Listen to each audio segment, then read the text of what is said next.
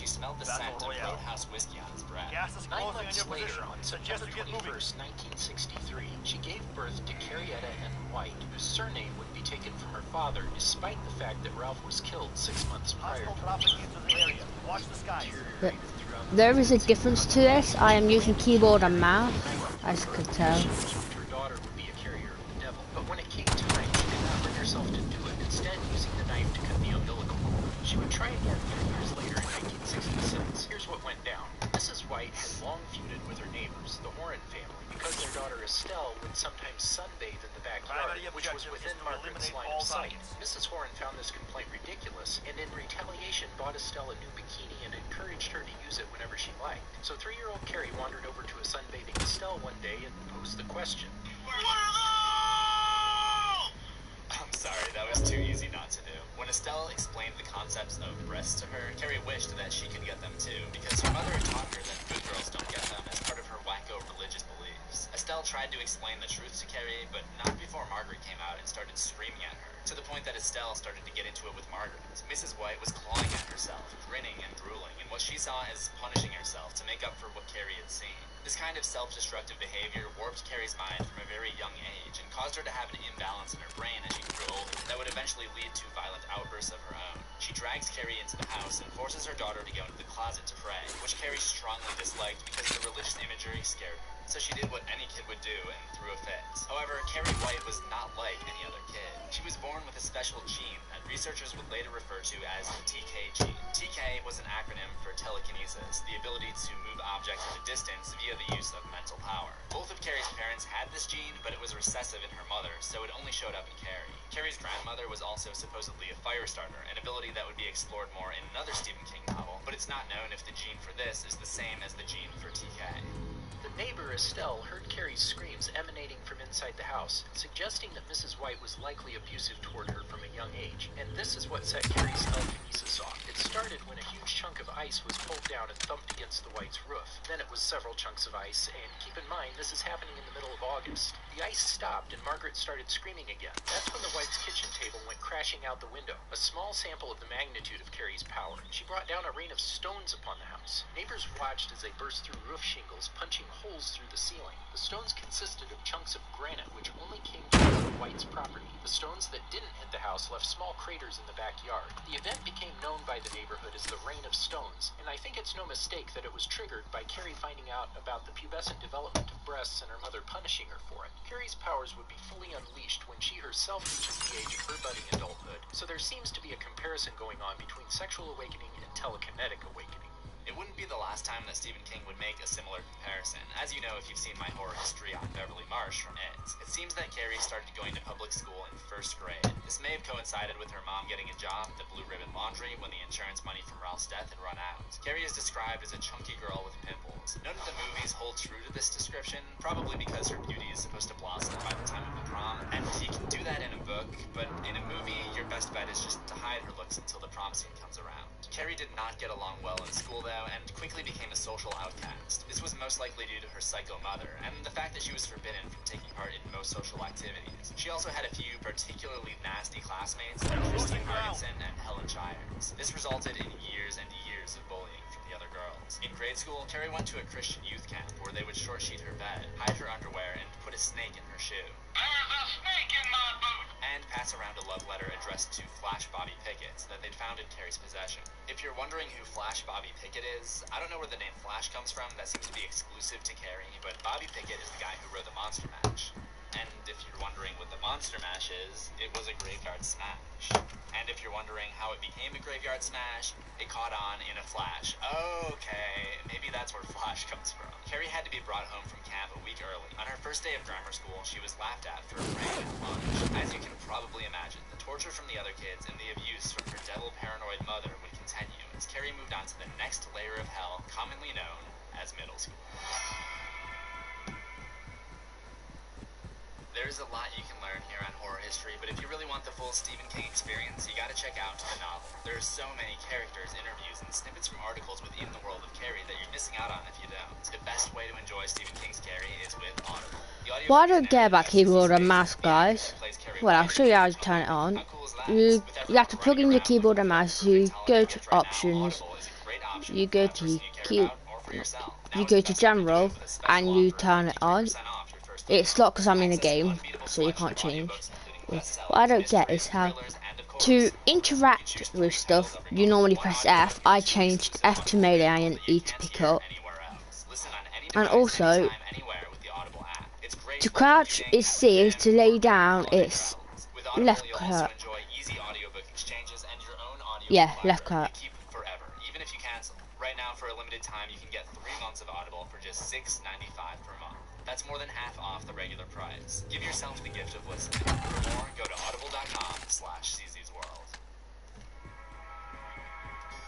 One of the few activities that Carrie White was allowed to partake in were these biking trips. Actually, it doesn't seem that she really wanted to go, but maybe it was a church activity or something. Carrie didn't have the CEO of YouTube there to strike down and censor anyone who felt bad about her, so each year the kids would give her a new derogatory nickname, from Puddin' to Truckface to Scratch Ass when she got poison ivy. In school, a boy named Billy Preston put peanut butter in her hair. Now, according to Rhett and Link, he was actually doing her a favor, but the deep-seated rage continued to build inside of her. People would pinch her, stick out legs to trip her in class, knock books from her desk, and tuck obscene messages into her bag.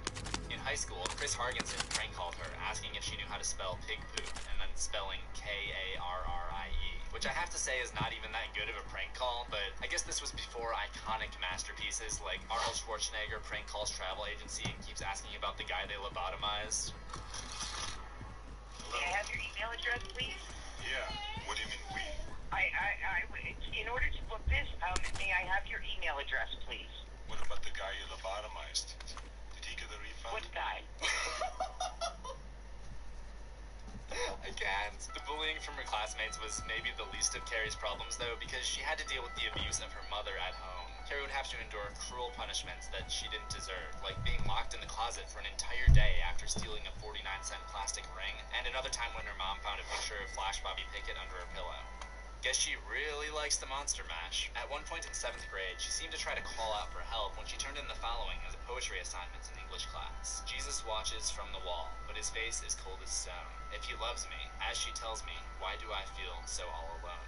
This is a piece about her time being locked inside the closet by her mother, and while the instructor did find that it seemed to cry out to him, he did not pursue the topic any further. But perhaps the biggest moment, the event that made the years of bullying from her classmates so unforgivable, came during Carrie's senior year of high school. Carrie was the last to shower after gym class in an attempt to avoid the other girls when she got her period. Like the Rain of Stones, when she was 3, it was her mother's neglect to give her a proper sexual education due to Mrs. White's unsound levels of piousness that once again caused the issue. Carrie believed that she was bleeding to death because she'd never learned what a period is. Her mom didn't teach her, and she didn't have any friends to learn from. She staggered to the other girls who were finishing up getting changed, and they found it hilarious. They basically saw this as the equivalent of Arnold calling the travel agency. I just need an email Gas is address moving in. so I can New safe email zone you located. your confirmation. Okay. 2, 3, 5, 7. I'm sorry, I'm done. I'm done now, okay? So the whole gym class started chanting, period, and throwing tampons at her. And in her confusion, Carrie collapsed in the corner. The gym teacher, Mr. Jardin, came in to see what the problem was and ended up slapping Carrie in the face to try to bring her to her senses. A light bulb explodes overhead, and this ties Carrie's outburst of anger to her telekinetic power.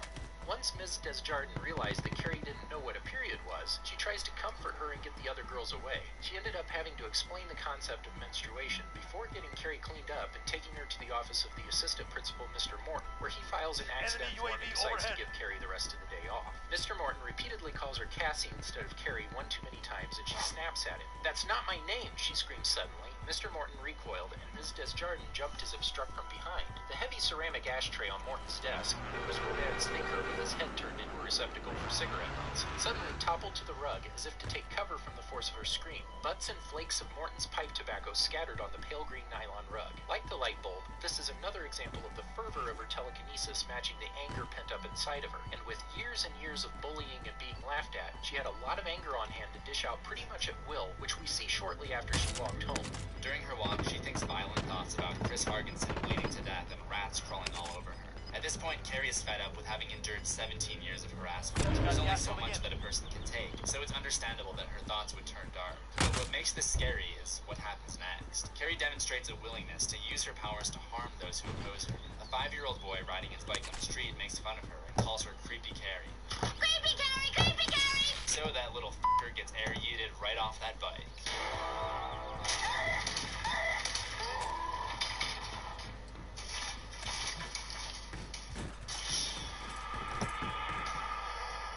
Carrie would also try to use her TK to break a window on the way home, but she's only able to make it wobble, showing that she's yet to fully master the ability. She still has to practice more before being able to fully channel her rage at will. But later that afternoon, she was able to look in her mirror while self-loathing about her own reflection. Her mother came home after getting a call from the school. Carrie notices the fear in her mother's eyes. There are a few examples in the book where Carrie seems to be able to sense Carrie's rising power, but it's likely that she perceived it as the devil inside of her daughter waking up. Mrs. White struck her and then forced her head into the altar. Must wait for now.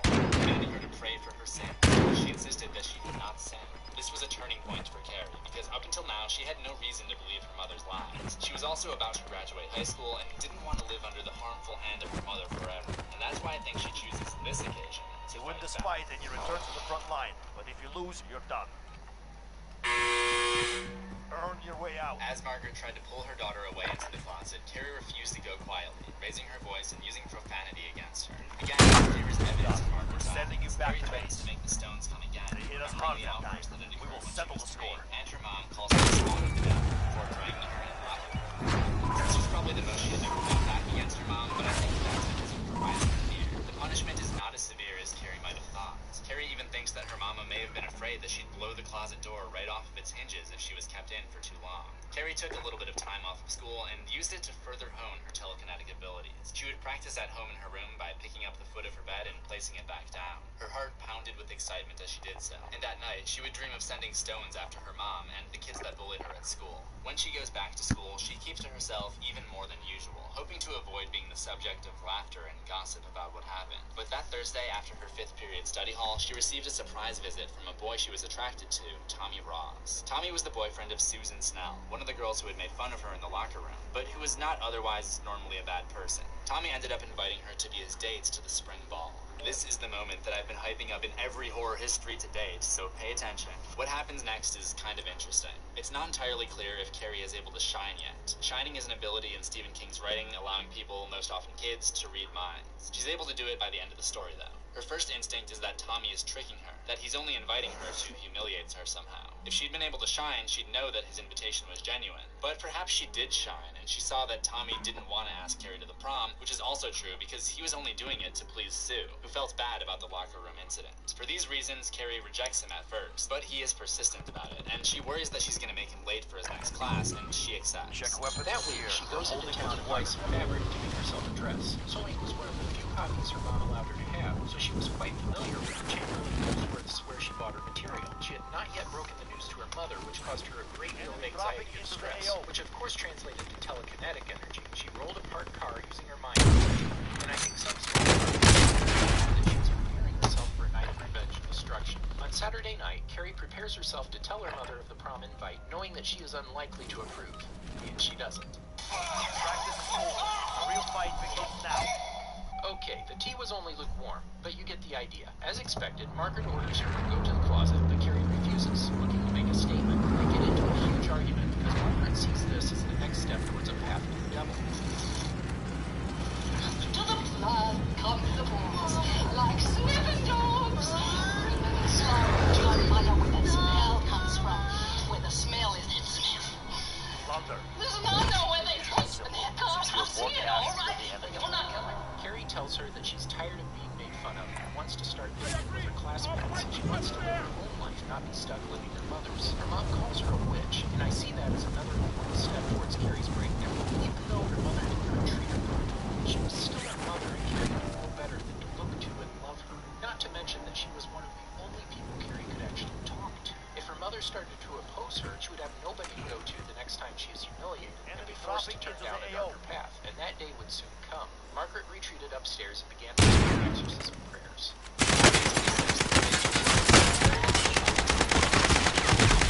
She waited outside one of his classes so she could let him know that she'd have to be in by 11:30 to announce herself mother more than she already had. Tommy thoughtfully suggested that after the dance, they go to the Gully Fruits to get a root beer and burger. He figured it would be a good place to unwind, since many of the other kids would be going to parties in other cities, and it would most likely be empty. Sue would later comment on the exchange in her book. This is the girl that they keep calling a monster. I want you to keep that firmly in mind. The girl who could be satisfied with a hamburger and a dime from a beer after her only school dance, so her mom would be. The day that Carrie would first put on the dress would soon come. It was May 27th, 1969. As Carrie examined herself in it, the door swings open to reveal her mother holding a Bible. Red. I might have known it would be red. The red dress is symbolic of everything that this night stands for. Prom night is the night that high school students dress up like adults, practice the rituals of courtship, and in most cases do adult things afterwards. Like paying taxes. Okay, no, we're talking about sex. The red dress is a perfect metaphor for that, because it was the red blood of Carrie's first period that made her transition into adulthood evidence. And from her point of view, as I pointed out in my Things You Missed episode of 1976, red is also the color of the devil. Carrie did not know if her powers came from Satan or from the Lord, but she was beginning not to care and would use her powers against her mom in order to attend the prom if necessary. Margaret asked her to burn the dress and pray for forgiveness with her, which of course angers Carrie. Ironically, the dress would be one of the few things at the prom to not burn. Carrie uses her mind to swing the door shut on her mother, who goes down to go to work. That night, Mrs. White spends at least 2 hours praying in their home chapel, so Carrie is forced to pin the corsage to the shoulder of her dress herself, an image that is indicative of how she was now truly alone with nobody to turn to. As it got later, Carrie got more nervous. Thoughts creep into her head about Tommy standing her up, and she actually starts to think that this would be for the best. There would only be 1 more month of high school, so the humiliation wouldn't last all that long. But then she thinks about being stuck with her mother forever, about going over to the 86-year-old Mrs. Garrison's house and watching game shows and soap operas rather than starting her own life. Carrie is restlessly picking up objects with her mind and putting them back down on the ground when she hears Tommy's car. Her mother's chanting stops as she enters the buzzer. When Carrie answers the door, neither one of them says a word at first, until she says, "Do you like me?" And he replies with, You look beautiful. With that, the two set off together, not knowing that this would be the final evening of their lives.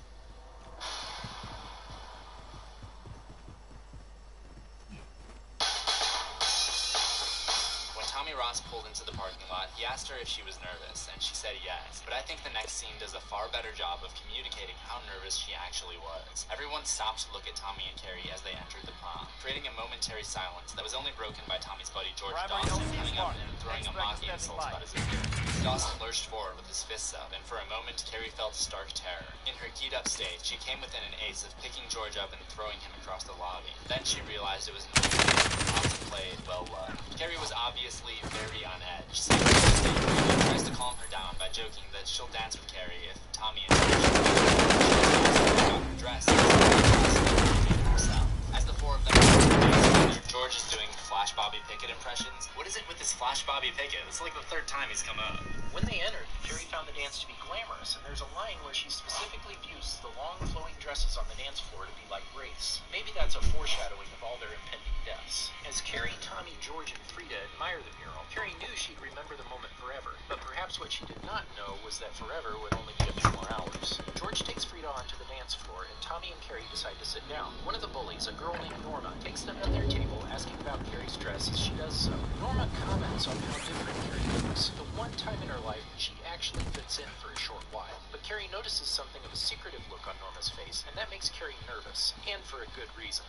Norma was part of a conspiracy created by Chris Hargenson's clique of girls known as the Mortimer Snurds, who planned to humiliate Carrie by getting her elected as prom queen, where Hargenson would pull the cord to have a bucket of pig's blood dumped all over Carrie. Tommy asked Carrie to dance, but she told him she just wanted to sit for a while. In reality, she had no idea how to dance and wanted to avoid the embarrassment. She asked Tommy to light the candles at their table, which may be another foreshadowing, this time about how the night would end in flames. At 9 p.m. that evening, Tommy asked Carrie to dance for a 3rd time, and she finally admitted that she did not know how. They end up waiting for a slower song, and that's a scene in most, if not all, of the movie adaptations, but what the movies fail to explain is that the dancing isn't the only thing that makes Carrie uncomfortable. She's also bothered by the idea of going out there to rock and roll music, which is something that Carrie's mother has conditioned her to see as sinful. And if that's true, I'm going straight to the bottom layer of hell.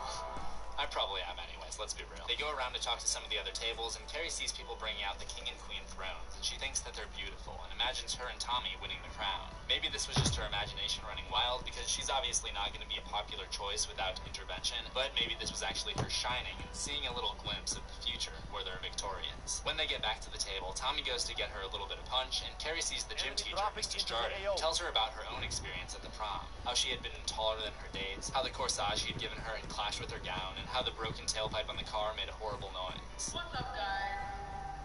It's Cameron Show.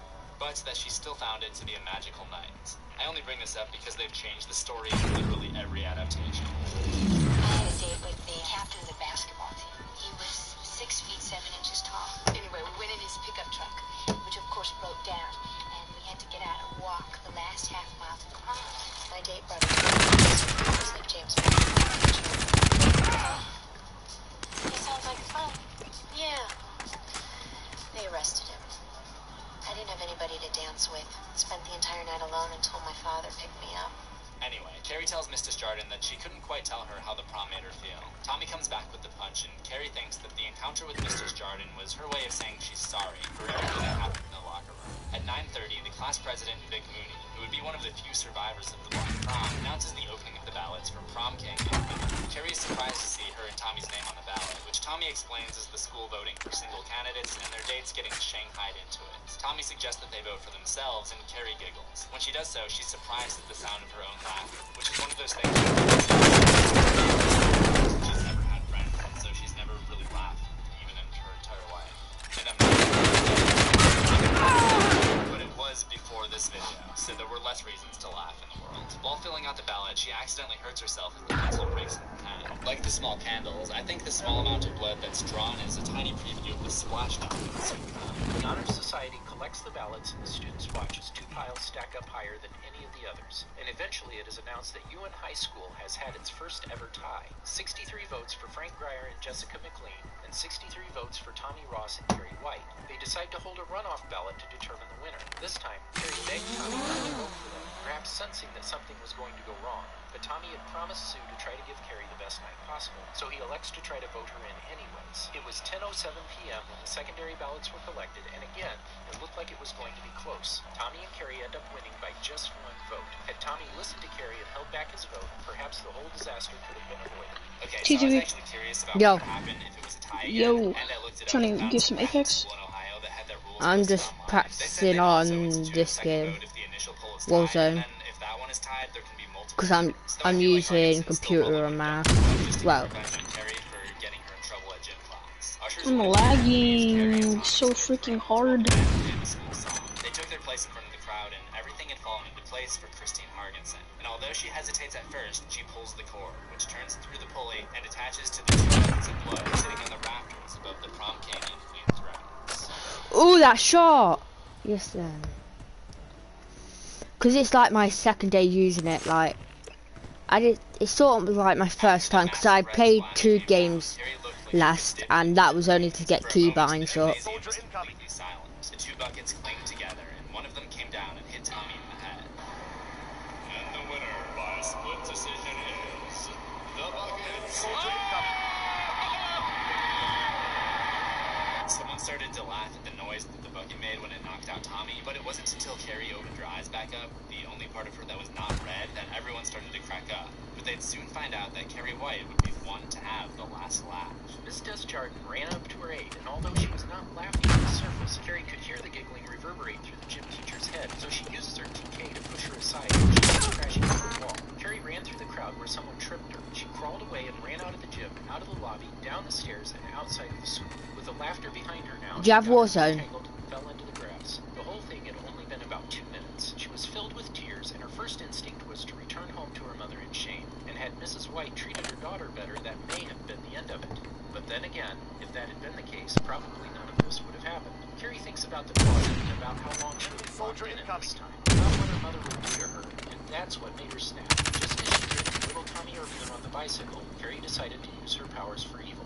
She ditches her shoes and walks barefoot back to the lobby, and all at once slams the doors shut. The screams she heard from inside were described as being like sweet soul music to her. The panicked crowd stampedes towards the doors, where Carrie stares at them back which do not budge. Someone at the backfire doors, and Carrie allowed them to escape, thinking that she'll have time to pick them off later. She uses her minds to turn on the overhead sprinklers, and when everyone was soaking wet, Carrie could not hear them crying, so she decided that the sprinklers were not enough. She pulled out the power cables into the puddles of water that now covered the gym floor, causing a huge flash of light and the electrocution of one of the performers holding a microphone stand. After another flash of light, his shirt had caught fire, and one of the main power switches backstage exploded. Light cables writhed in the air, and one of them came down into the water, causing yet another violent flash. Carrie went back down the stairs, all while holding the main doors closed in her mind. With the entire gym on fire now, she made her way onto the streets. The town fire whistle sounded, and I think that was what caused her momentarily to lose hold of the doors. But she quickly regained it and slammed it back shut, catching someone's fingers inside as she did so. Now, the movies always seem to underappreciate the damage that Carrie did to the town after leaving the high school for the last time. She headed into town and had the realization that the fire department may put out her creation, so she telekinetically twisted the fire hydrant lug nuts, perhaps the most mentally draining use of her power yet, based on how it is described. She's able to open the valves and water bursts everywhere. Carrie's heartbeat speeds up.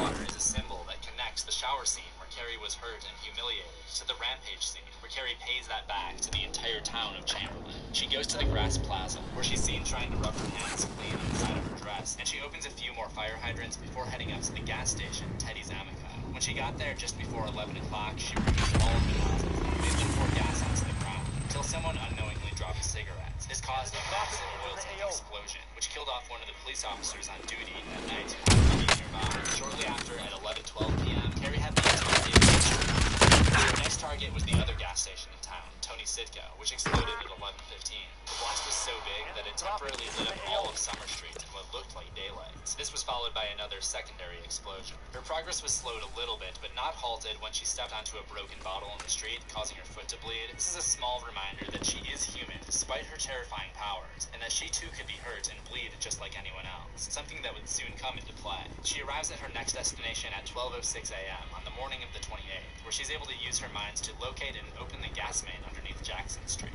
Shortly after, she's seen going inside the Carlin Street Church. This is purely speculation, but I think she hoped she'd find the answer to one of the last questions that had eluded her to this point. Was she really an agent of the devil, or were her powers a gift from God? When she received no answer, she used a whirlwind of psychic energy to destroy the inside of the church. She emerged from there at 12:11 and telekinetically swings the door shut behind her. She also took out power transformers and live wires onto the streets, which killed many of the people trying to escape her wrath. One of these cables even reached... I'll hop on Apex after this, okay? And remember that gas valve that she opened on Jackson Street? Well, at 12:17, an ambulance attendant pitched a cigarette butt out the window and set that ablaze too.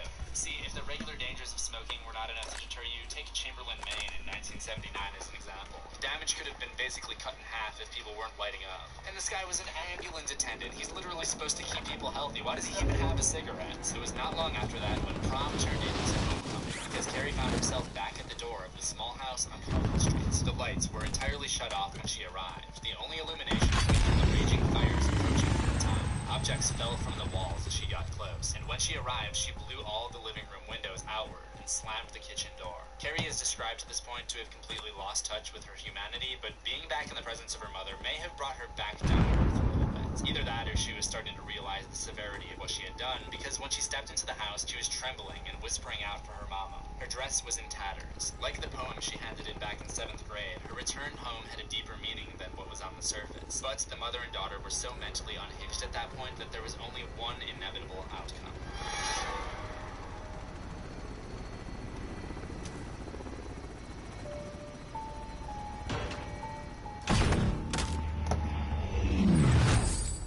When the two confront each other, Margaret hides the kitchen knife that she spent the last several hours sharpening.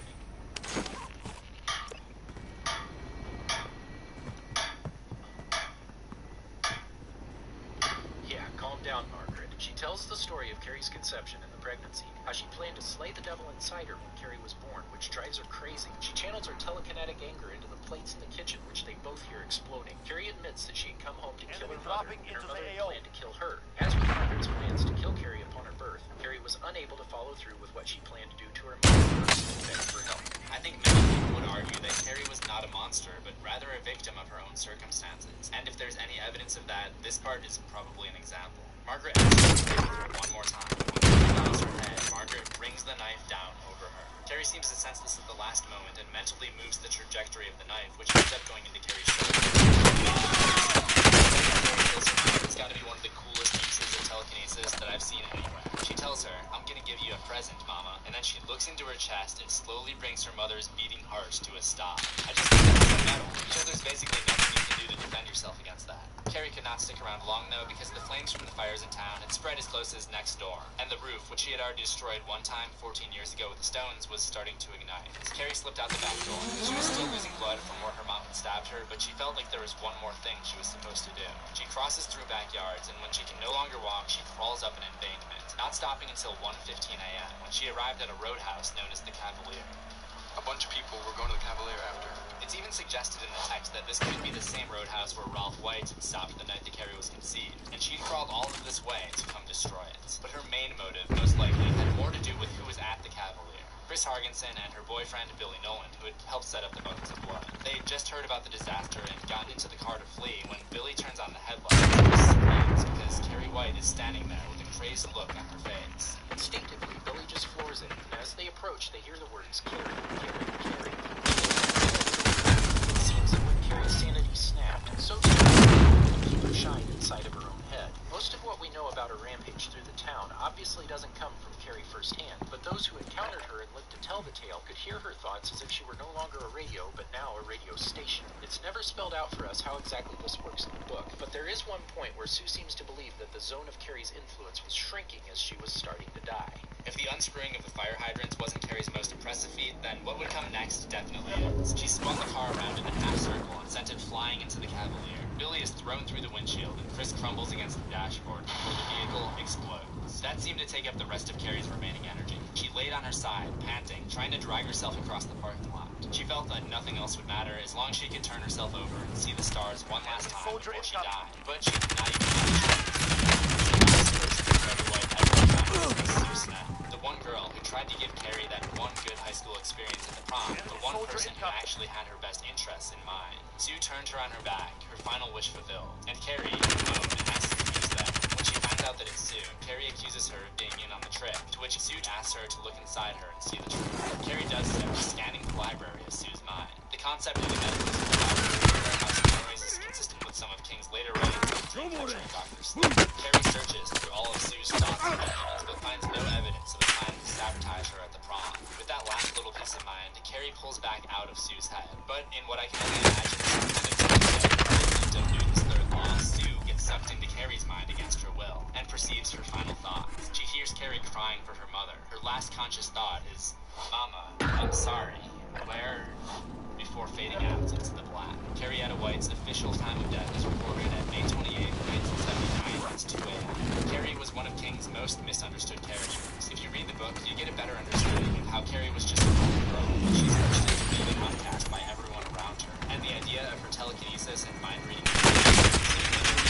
as a metaphor for her forced separation from the rest of society. The concept would become a staple of the author's work, often used in similar ways as a response to abuse or trauma. But Stephen King has actually gone on record saying that Brian De Palma's 1976 movie adaptation of Carrie is a superior version of the story. De Palma brings in many more concepts, themes, and motifs in his interpretation of the tragic tale. So we decided to do a second video over on his channel analyzing the entire life of Carrie White in the movie. And if you like horror history, definitely go subscribe to his channel. He covers the lives of many other of your favorite characters, including those outside the horror genre. Remember to ring that death bell for notifications, and I'll see you in the second video, assuming we both survive.